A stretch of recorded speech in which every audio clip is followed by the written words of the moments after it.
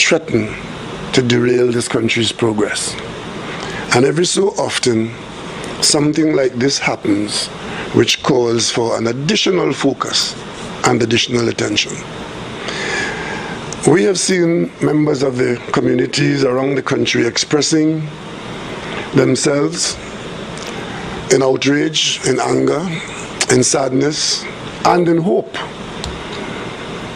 Anger that it has been too prevalent, killings by police officers of civilians in the national population. Sadness that it brings pain from the loss of people who have been killed. Hope that justice would be served for all those persons who deserve justice,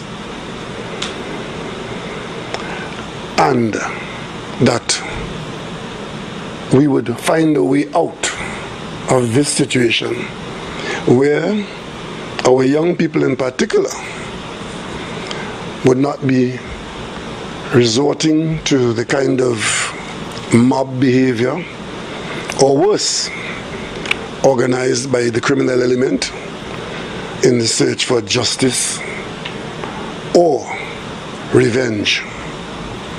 There's a big difference between justice and revenge.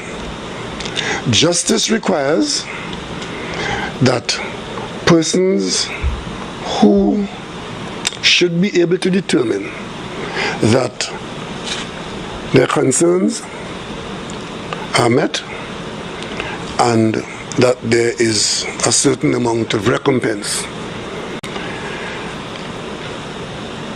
But for justice to be served, there's the little business of evidence. Evidence is required to be gathered properly to become justiciable.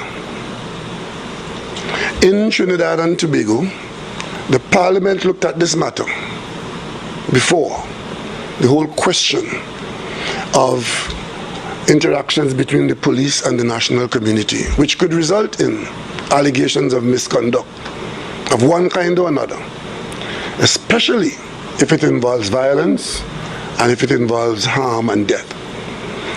We have a police complaints authority which has the duty to investigate the actions of police officers, particularly where the outcome has been one of such great sadness, such anger. But I would be less than honest with you if I just tell you, leave it to the police complaints authority. Because I too, as a member of parliament for the area, having experienced this before, as a citizen, having seen this before, and wanting justice to be done, not just for those who against whom the allegation would have been made, and against those who would have, for those who would have lost members of their community or their family, but for the national community to know that something has gone on here. This is what has gone on, and this is the person or these are the people who are held accountable. Unfortunately, this has not been our experience that we could just sit back and say, okay, leave it to the police complaints authority, and one day they will churn out a result.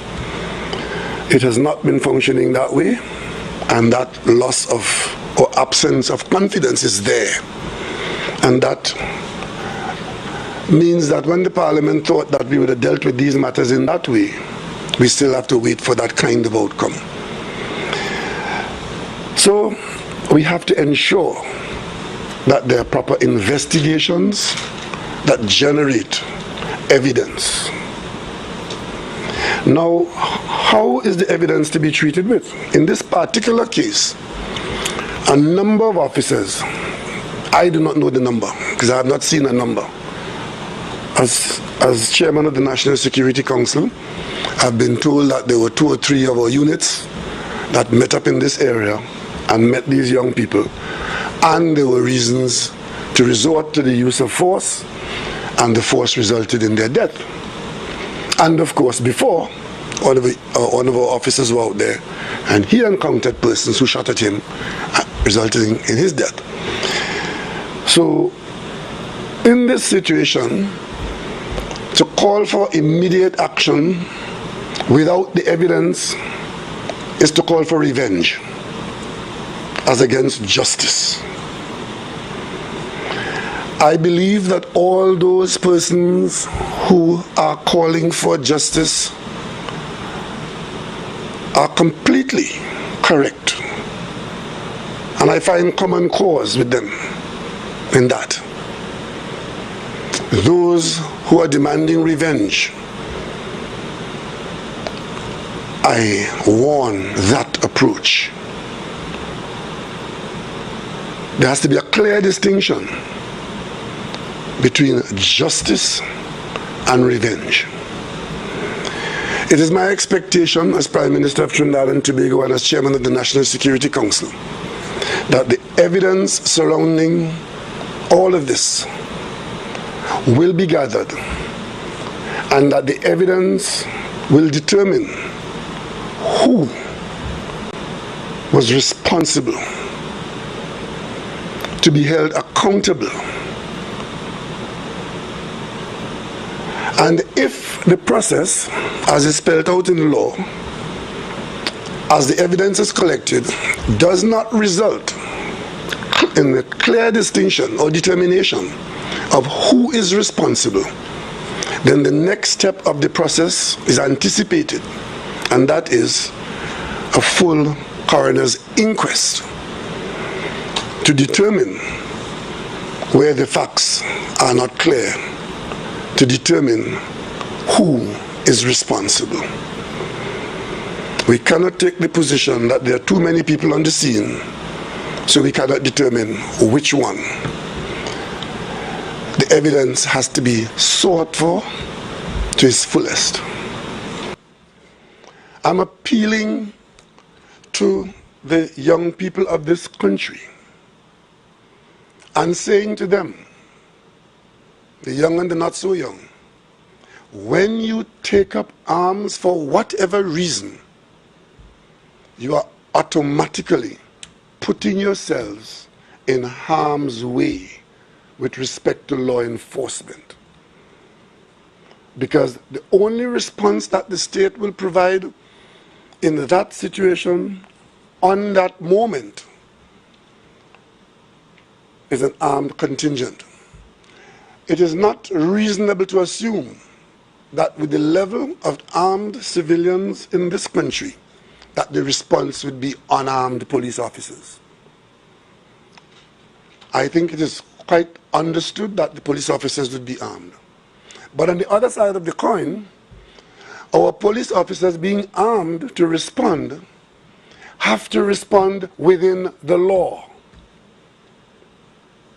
And they too require justice. And they too must not pursue revenge. And they too must be exposed to the rigors of evidence. So, it has to be dealt with to a completeness where there's justice for all and the systems have to be made to work. It is not only policing that is a response to this problem that we are facing.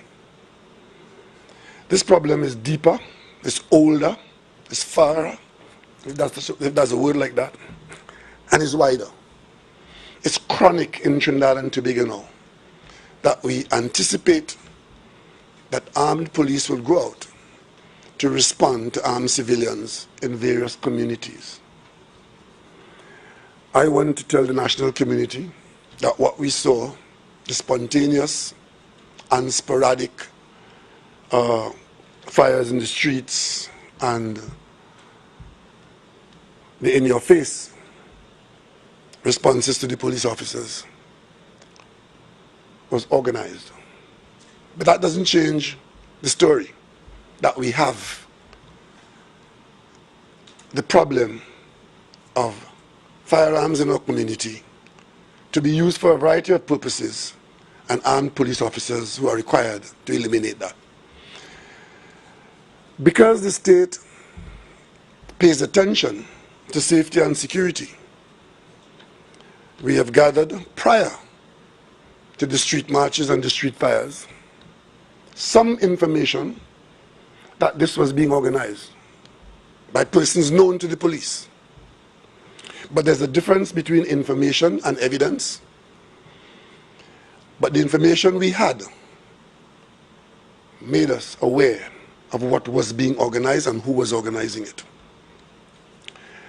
I trust that eventually, somewhere along the way, that information will evolve into evidence so that persons who threaten the national safety, security, and well-being will also be brought to justice sometime, somewhere. I've heard it said that the government, which I lead, has some responsibility for most of the people who have taken part in the street protests. And let me make it very clear. In our country, this free country, there's absolutely nothing wrong. In fact, there's provision in law for protests, march. But it has to be done in a particular way, within the law, and certainly without the use of violence and destruction. So those who want to protest because of how they feel or because they want to draw to the attention of those who are in the authority in the country, that is protected by law, and there's nothing wrong with that. When it turns to violence and destruction, then that is a different story which cannot be encouraged and which cannot be ignored.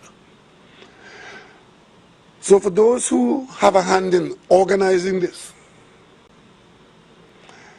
what in effect they're contributing to this chronic situation is a worsening of an already bad situation. And to them, we say, run your run. Those persons I'm talking about there, some of them are 2x4 politicians, some of them are hardened criminals for whom crime does pay. But I was saying that it was being said that there was some political shortcoming on the part of this government which caused this to have happened. Let me address that in this country and remind this country that this is the country of live sport. This is the country where our government started out spending $6 million in a program called Live Sport, spent over $400 million, and created a criminal network that still haunts this country, which made it easy to organize what you saw there last few days. Many of the same players are at work, but I'm not the police. And as for ignoring the constituencies that support the PNM where this ought never to have happened, according to some people, let me remind you all that in 2004, the government of the day, like most people in this country, like the government before, saw the potential for this kind of outcome, where misguided inner city youth, ill-prepared for the workplace, angry at their circumstance, deprived of opportunity, discriminated against by some, we saw the potential for this kind of development. I was in the parliament, I was in the government. There was a pilot project that was done in the said Laventil area to determine how we treat with this so as to prevent this from being the outcome. The outcome being that if people behave the way they behaved in the last few days, then nobody in this country benefits and everybody is a loser. Whether you live in Charlottesville, Carapichaima, or Cedros, if this is what is going to happen in your country, everybody is a loser. And we saw that potential. And that pilot project predated 2004. The government of which I was a part put in the development program that year the funding of that program to arrest this potential, to nip this in the bud by special programs. This is one of those situations which fall under the maxim that special problems require special solutions. And that was in the budget. It was in the development program passed the lower house. When it got to the Senate, a certain Wade Mark saw it and took issue with the fact that the government of the day was embarking on a special response to inner city youth, black people in particular, who occupy these areas in the country. The young black youth who was underperforming, available for the criminal element to recruit, not developing the skills to participate in the economy, and creating an environment in which the very home and the community was being deprived of services because those who provide service to the rest of the country would ignore those areas because of the fear of crime. There was an objection to that program. I stood alone in the parliament, and the Hansard will bear me out. I stood alone in the parliament to defend that program. I was called a racist because I was defending black people and programs in the parliament, in the development program for black people. I was called a racist.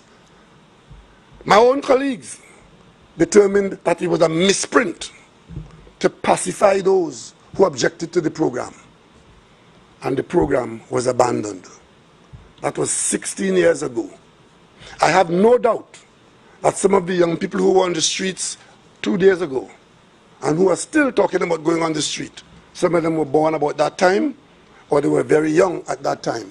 And a program of that nature was aimed at them. I was accused of discrimination in favor of my own.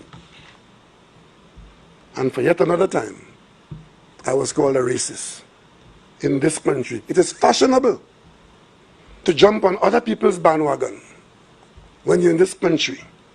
Jump on Black Lives Matter, talk about Mr. Floyd in America, but turn a blind eye to our own situation here. The parliament came under such a severe attack for a program like that the program was abandoned. So when my colleague talks about what the PNM didn't do for the PNM supporters in Laventille, I want to remind her it was her opposition to this program meant to head this off 16 years ago that might have created the 20-year-old that was in the street threatening to kill the police last week. The intention was that we could have steered them away from that. But what did I do when I got the authority of this country? I became Prime Minister in this country September 2015. By October 2016, this government initiated a program in Laventille. It was called the MOVA Laventille Initiative. And the intention was to break the cycle of violence and the lost youth. It focused on 25 schools in the greater Laventille area, 20 primary schools and 5 secondary schools. And we brought them to the Queen's Park Savannah at the grandstand. And I, as Prime Minister, addressed them and asked them to be the change that will change what was happening, that was leading to this. And we outfitted them in the jerseys which they still wear, with the logo on their chest, I am the change. And we're still hoping that they will be the change, because that program, which cost $30 million, 2016 to now, it was disrupted by the COVID lockdown and so on, but the program is still alive, aiming to get the young people before they were lost. That's what we did. We didn't come to the parliament and attack anybody about discrimination and race. We physically got into a program with the area of greatest need, inner city problems. The MOVA Laventille Initiative. That day, with 1,500 young people in the grandstand, it was a focus on the bud, focused on the need to change attitudes. There were 4 platforms in that to teach them numeracy and literacy in these 25 schools. Parental involvement was platform number 2 in that program, because these children, many of them, were not getting the level of parental involvement in their care and education. And we set about to nurture that in the program. Infrastructure improvement was platform number 3. Make sure that the school and the school environment, the physical environment, was welcoming and useful. We spent money on that. And of course, we are promoting discipline among the young people. And the results we got after a year or 2 is that the teachers had seen a significant improvement in the discipline in the school, from attendance to behavior. That's what we were doing. That's what we will be doing. That's what we have been doing. And that's where we have gone, to treat with this never-ending supply of persons who see little hope in a wider national community where they are not treated as fairly as they would like, as they think, and as they should be. So today, we have 4 dead people, many grieving families, and a bruised nation. I'm sorry, 5, because during the I'm reminded it's 5. During the disturbance, a 5th person got killed. So 5 dead people and a number of families grieving for the loss, and a bruised nation looking to the future, hoping that this would be a thing of the past. But as long as we are awash with firearms, and there are individuals in the community who believe that they could engage the police in a firefight, and we do have young men who believe that they can engage the police, we say to them in the national community, that is a war that you will not win, and that is a war that you should not declare. The police is not your enemy. The police is the protector and the server of all. And I want to say to those who are law-abiding that you, like me, we have an interest in the police not being the enemy. And we have every benefit to be had if the police is viewed as the protector of our peace and safety. So all those who have been laying threats to take police life and so on, I ask you to think again, because that is not a response. That is revenge and not justice. And those who are law-abiding, you have to depend on the police, because someday, sometime, if it becomes what some people think it can become, you too, after God, the next name you call is the police. And you would always need the police. So let's not go down that road. And for all the citizens from all the communities that are plagued by this very high level of crime and criminality and violence and gun violence, I want to say to you that we need not invent any wheel here. We would have seen how in one particular Caribbean country where this same kind of problem existed with the underprivileged. And the underprivileged fell under the control of the well-resourced and adventurous criminal element. And the outcome of that was that they created no-go areas in that city where the police did not patrol and would not respond to persons who required policing. And that ended very badly for those communities, those people, and that country. I will say to Trinidad and Tobago that the government of Trinidad and Tobago ought not to and will not allow that to develop in Trinidad and Tobago. But having said that, the resolve to ensure that that commitment is kept would bring us face to face with those for whom that kind of development is success. We warn against it, and we will work to bring about an alternative. And how do we do that? The alternative that I would initiate, or should I say reinitiate today, is the establishment by the government of Trinidad and Tobago of a community recovery program aimed specifically at these problem areas which give birth and sustenance to the lawlessness, the hurt, the anger, the discrimination, and all the negatives that are associated with what some people glibly call hotspots. That term covers a multitude of undesirable life living. Most people in those areas have the same ambition, require the same service, require peace and prosperity. So hotspot and dismiss is not how we'll approach this. We'll approach it as special areas requiring special attention. And what that attention is going to be, we will put a little effort into finalizing the nature of the attention. But the first thing we will do is to draw on our national intellect and experience.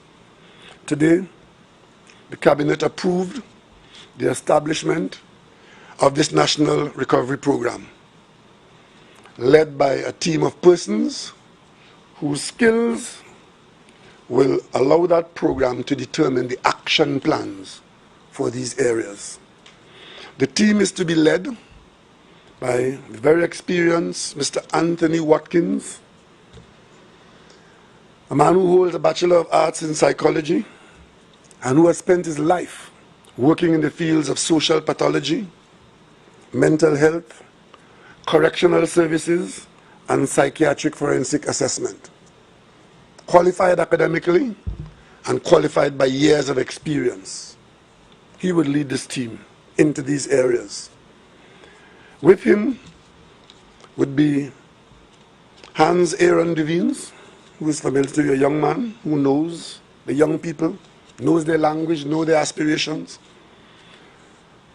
With them would be Jamal Shabazz, who knows more about this than most of us, knows them by name, and also have ideas as to what the solutions could be. Curtis Toussaint, Nian Gadsby-Dolly from the government, who holds currently the post of a Minister of Government, Community Development and Culture. She would be the team. Nicola Harvey of Laventil, highly qualified, very experienced and energetic.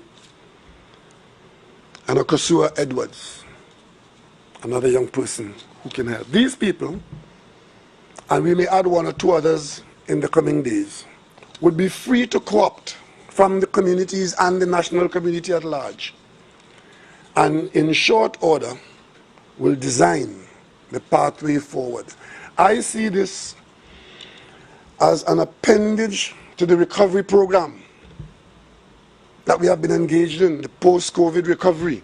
This too is a recovery that we're aiming for. And we take it in that context and we will imbibe it into that recovery. But specific to these areas that have specific needs because there are specific problems to be addressed.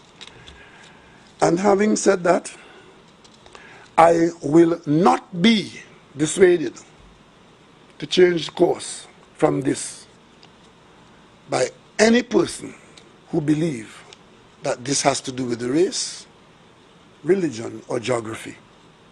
This has to do with the peace, security, and good order an opportunity for all the people of Trinidad and Tobago, particularly those persons who live this experience.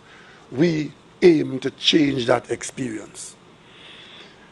So those are my observations and those are my actions as head of the government.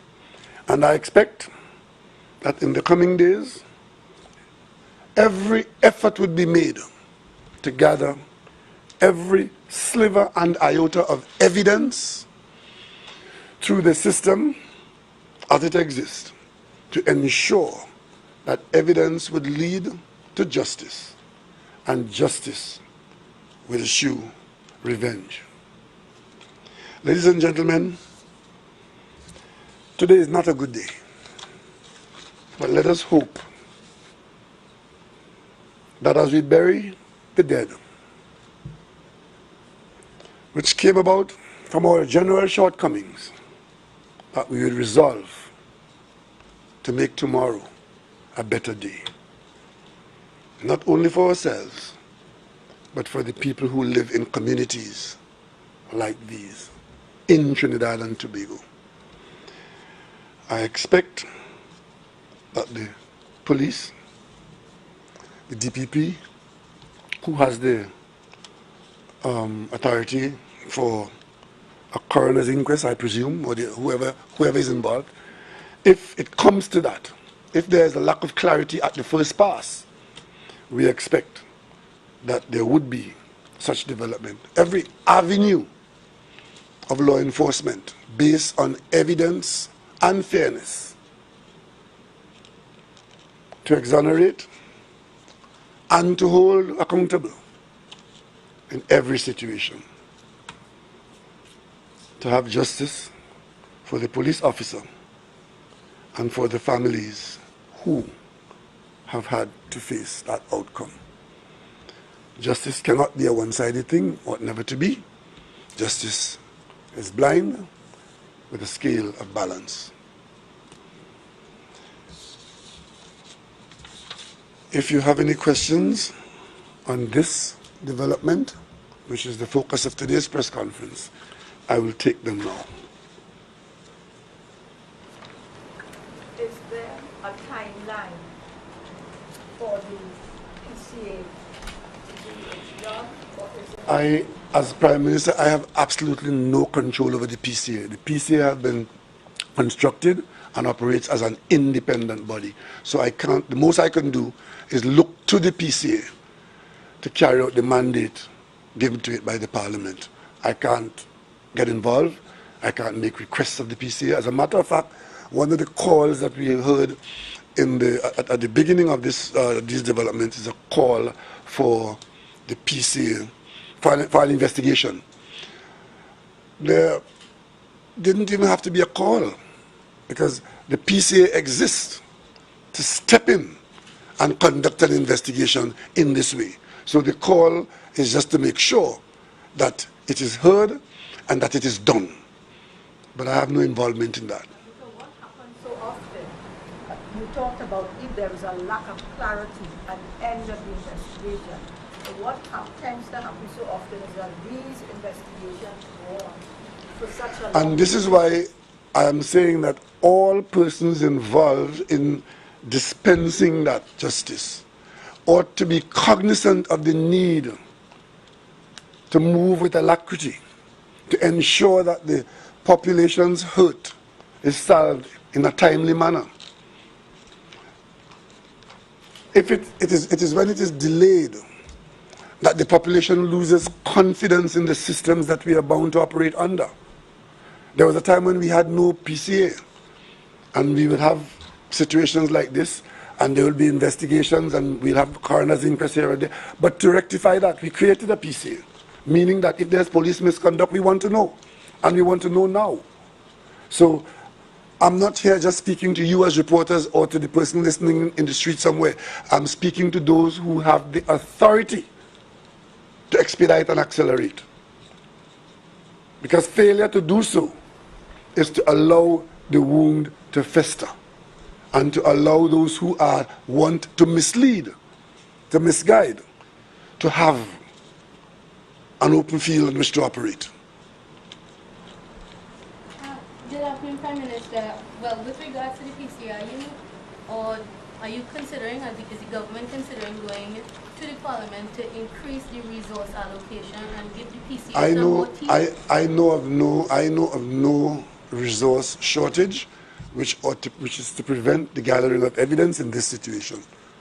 The PCA has, said that it is under-resourced, and, for the year there have been 43 police killings, an 86% increase over the last year, and none of these matters have resolved. All this contributes to that lack of... Well, I'm sure we can always do with more resources, but we usually have to respond, right, in some element of prioritization. This is a priority, right?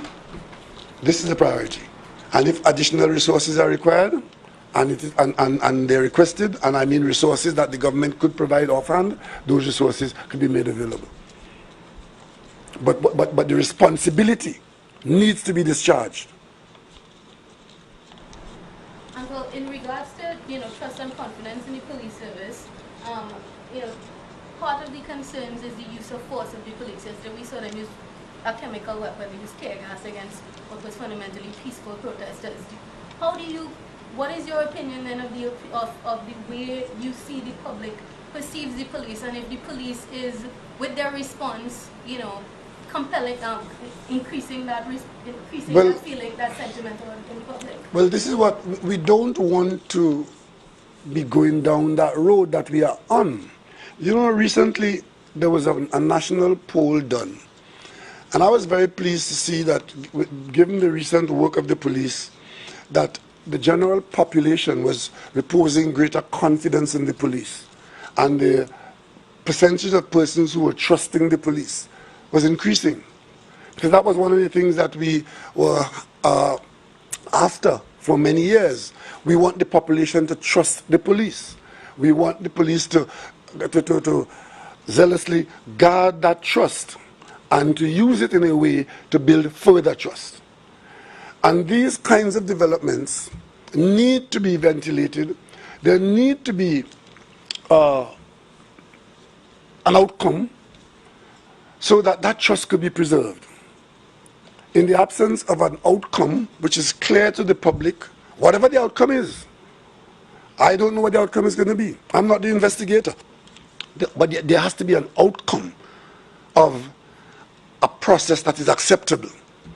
And that outcome should pacify all of us and allow the police to preserve its trust. If there are police officers who the process has identified as having questions to answer, we need to know that. On the other hand, if it is not so, we need to know that too, right? And that's where we have to head. What cannot be acceptable is persons wanting to take the law into their own hands to get justice or to get revenge, especially if there are ulterior motives to it. Mr. Prime Minister, just around you from CNC3 News here.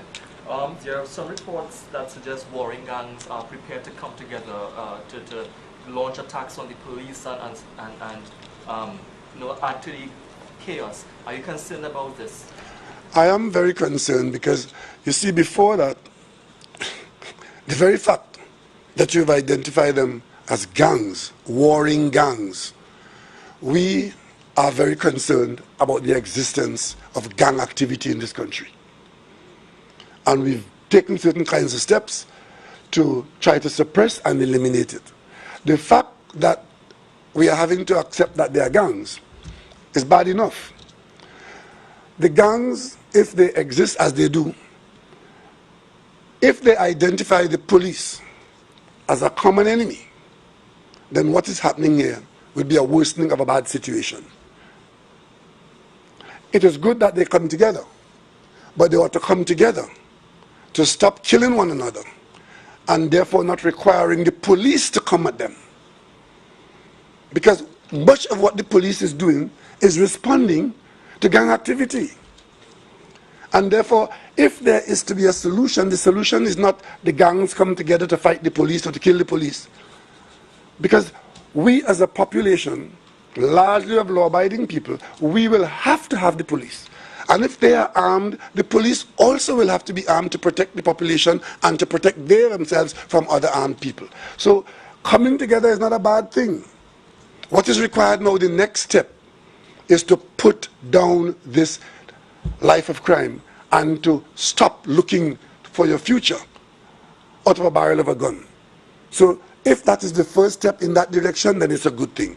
If it is a coming together to take up arms against the police, then it's a very bad thing that should concern all of us.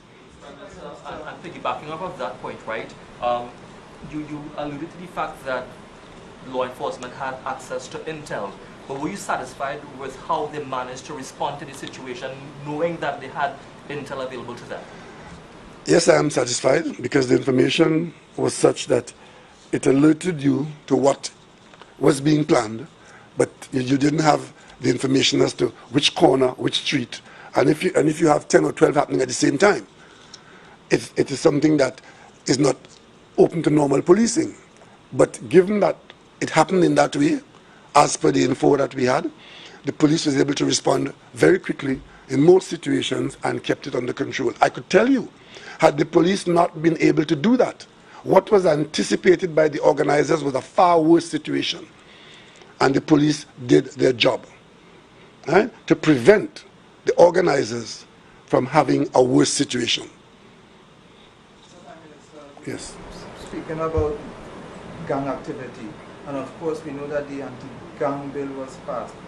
However, we can't talk about anti-gang without mentioning the bail amendment bill, and of course that has been an issue. We have a police commissioner who would talk about it every time he sees a camera. Now, what is the government next step into getting that? Because we have seen 72 persons were arrested yesterday, and most likely all 72 could be released. So what is the next step on that? Well, the law as it exists allows that what is called reasonable bail be made available to perpetrators of crime. There are very few crimes that are not bailable. Murder and treason being the ones that are not bailable. You are to get bail, and bail that is reasonable, because our jurisprudence is one that says that a person is innocent until proven guilty. However, given the fact that there's a revolving door situation as you described, where a person could be held for a crime, especially a violent crime, especially one involving a firearm or even an assault weapon for that matter, and such a person accessing bail and is back out in the street to get another firearm or the same firearm and commit an offense, that is what causes us to want to tamper with the bail system, saying that you ought not to get bail if you are held for that offense. Unfortunately, in the passage of laws in our parliament, only a certain amount of votes are required to change that law. The government never had those votes because the opposition never supported that while we were in opposition, in government. We did support it when they were in government, and it did bring about a certain amount of usage by the police. And given the involvement of more persons and the prevalence of assault weapons becoming a bigger threat in the country, we thought that we made the effort in the parliament, we made the effort. Unfortunately, we couldn't get it past the House, and we simply have to wait for some time if and when the parliament is structured differently, or when the parliamentarians see this as something, a tool in the toolkit of the police in fighting crime. But that's where it's at. But it is more than just bail. We have done a whole lot of things trying to speed up justice, so that justice could be had. The same way we said we want the investigations to be speeded up. The whole question of justice is not just the investigation, it's not just the arrest, it is the dispensing of justice across the entire chain. And we've put a lot of effort in that and have made a lot of changes. Right? But in this situation, we are dealing about the now, the today, and we are confined to what exists in the toolkit of law enforcement or in justice dispensing.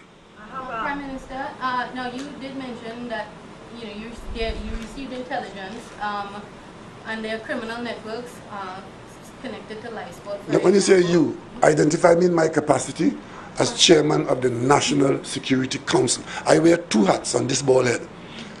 Prime Minister, there are certain things that the Prime Minister is involved in, and there are certain things that he cannot be involved in.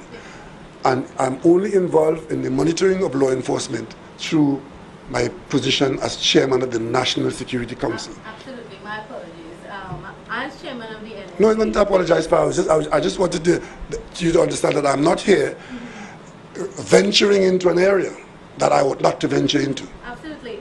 Given the evidence that, well, the intelligence you have said that you have received in your capacity, I assume the protective services also have that intelligence and probably more. Is there any evidence then to support these claims? And then given that, can we now go after these people since we know that they're connected to these? I did say to you that in law enforcement there's information and there's evidence. Not every piece of information is evidence. Evidence requires a certain standard of proof which can stand up in a court of law. Right? If you hear someone knocking on, if you hear a knock on that door out there, it's information. You might take cover. Doesn't mean that you can go to the court and say, I knew John was behind the door. That's the difference between information and evidence. You can react to information, but it doesn't mean that the information can be used as evidence. What you have to do is to keep searching for the evidence. And when you find the evidence of a sufficiently justiciable nature, then you can have somebody held accountable, and then you can take them to a court of law. Do you know, to your knowledge, do we have intelligence in evidence yet to make those claims? That is for the police. Okay. Right? I am not here pretending to be part of the police service. I say to you, I would receive information from state agencies that gather certain information which they share with me. Right? That information can sometimes become evidence, but at all times, you don't dismiss information if it is useful. In this case, there was some prior information, and it turned out that the information was correct. And well, if I can, no, obviously in East Port of Spain, generally, to use that general term,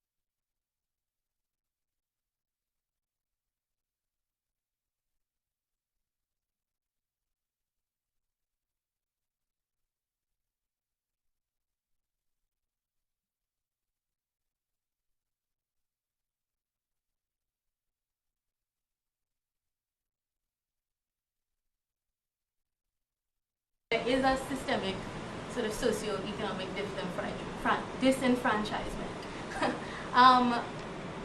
Do you think that is simultaneously? And that is what we said was organized. It wasn't spontaneous.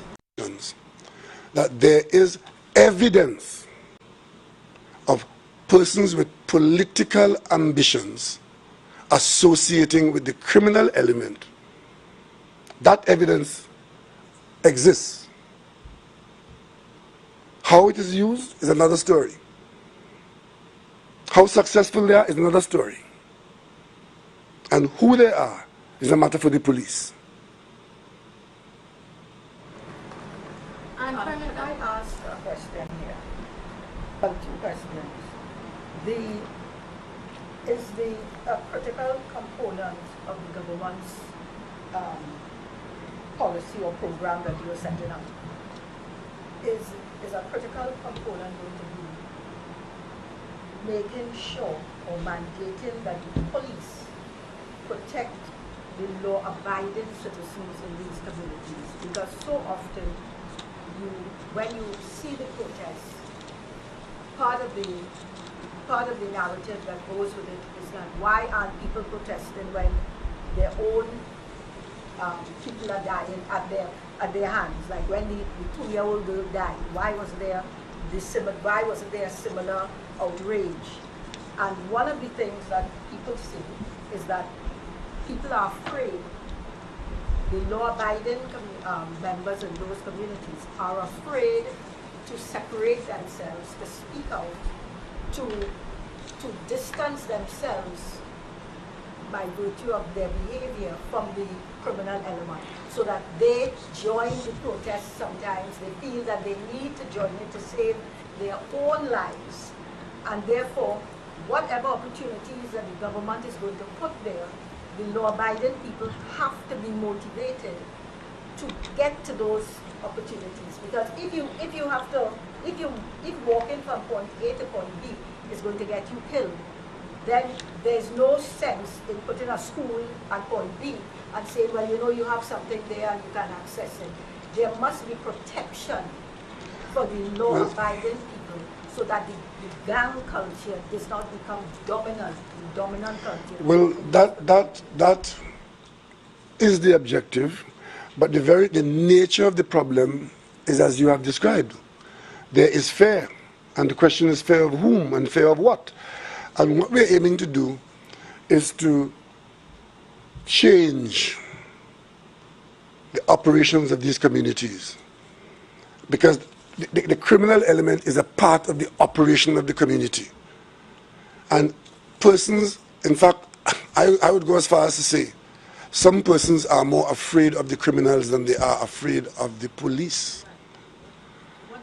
And this whole question of not wanting the police in the community is a dangerous one, because if the community is not policed, then somebody will play the role of the police in the community, and that is when we would have gone beyond recall. So what is the mandate? The mandate is that you ensure that the law enforcement that is offered to the rest of the country is offered to persons in those communities. But there are impediments in the way of offering that law enforcement. And therefore, a different kind of policing might be required. A different kind of approach might be required. It involves a greater amount of exposure, and that exposure brings with it dangers. So it is not a simple matter of saying, this is what we're going to do, and that's what we're going to do. There are a number of things, and it will even take time. Because where there is no trust, it will take time for that trust to be reestablished, and for the law-abiding people that you mentioned to look to the law enforcement officers as friends and not as enemies. Which is why it is so disheartening to hear the last couple of days young people talking about and making videos and talking about eliminating police officers and so on and so on and so on. That is not going to help. That will only worsen the situation. And we're going to reverse that. We can try to reverse that. What would you say to the protesters in those communities now that you have set all these things up? Would you say continue your protest or wait for the I wouldn't encourage protests. I would simply say, if you are going to protest, it has to be within the law for it to be permitted. And make sure that you're making a clear distinction between your legitimate demand for justice and revenge. Right? If your call for justice is heard and is legitimate, and we have organs of the state that are meant to ensure that you get that justice. Can I ask also, the PCA, going back to the PCA, do you think that the PCA should be given prosecutorial powers, and that because currently they have to go through the DPP, and we find a lot of things get sort of stuck in that bottleneck? I am not going to pronounce on that here today, except to say that we have a number of arms of state, and their jurisdiction and their assignments are fairly clear. A call for more authority in this area, that area, is not an elimination of your jurisdiction or your duty. Be mindful of your time limit. Yes, I just have two very quick questions. You mentioned firearms in particular. What then is there any sort of policy to sort of really mitigate the spread of firearms? I think police collect something like 1,000 on average of firearms every year. And also, yes, if the people in community use force on the police have every right to shoot back at them. Do you think the language from antagonistic language, particularly from the Commissioner of Police, sort of enables policemen to take that to be more forceful with that response? I would want to see the resolve of the police maintained to ensure that where there are firearms in the country, that those firearms are sought out, the carriers are apprehended, and that will eliminate one of the problems that we're facing. But that problem doesn't start there. That's the police dealing with what's in-house. You ask what's the policy? The policy is to show operate the country that these firearms, which are not made in this country, they're all imported. They come to us from outside.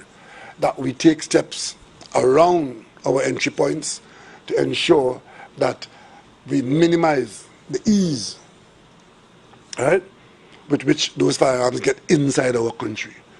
I mean, we are an island nation. We are connected to the outside world. They come to us in barrels. They come to us through the port. They come to us through the airport. They come to us at the beaches. So we have to be vigilant all around the country. The policy is to maintain that profile and to be vigilant in that. Now, the whole question of the language, I would like to see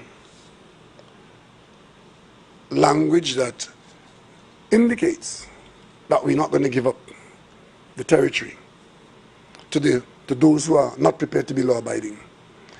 I would prefer to see language that gives comfort to those who know that the police is up to the task. That's the language. However that language is expressed, that's another story. But the language of policy is that the population must know that because we are required to police our environment in which there is need for policing, that the police is up to the task. The government ensures that the resources that the country could afford are made available to the police. The police must be on a mission to win the trust of the population in whatever way. And that's what we're about. The police must always be mindful that it has to win the trust and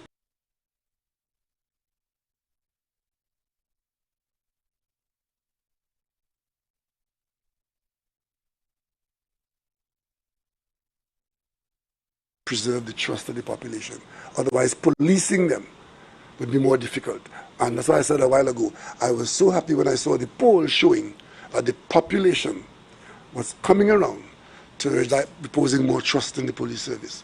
But these kinds of developments, unfortunate as they are, they do not help in allowing that trust to grow, and they can be presented in such a way as to damage the trust.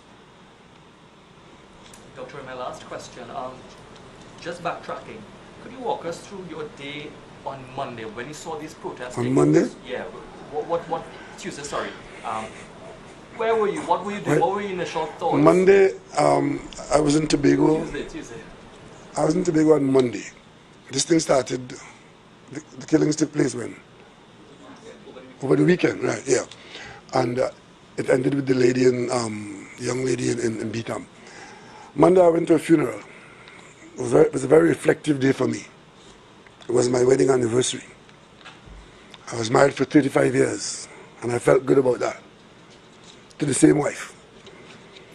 And so I felt good about that, but I was also burying one of my best friends who had lived a full life and had contributed a lot to the development of Tobago and Trinidad and Tobago. So it was a reflective day. But in the back of my mind, in Tobago, and on my phone, I was in Trinidad, because this is what was happening here. I got back here Monday night. Tuesday, we started getting these street actions. And what I did, I allowed the Minister of National Security to speak to the issue. And then I allowed the Commissioner of Police to speak to it, because these are the people who have the responsibility for responding to those developments. But I was present all along.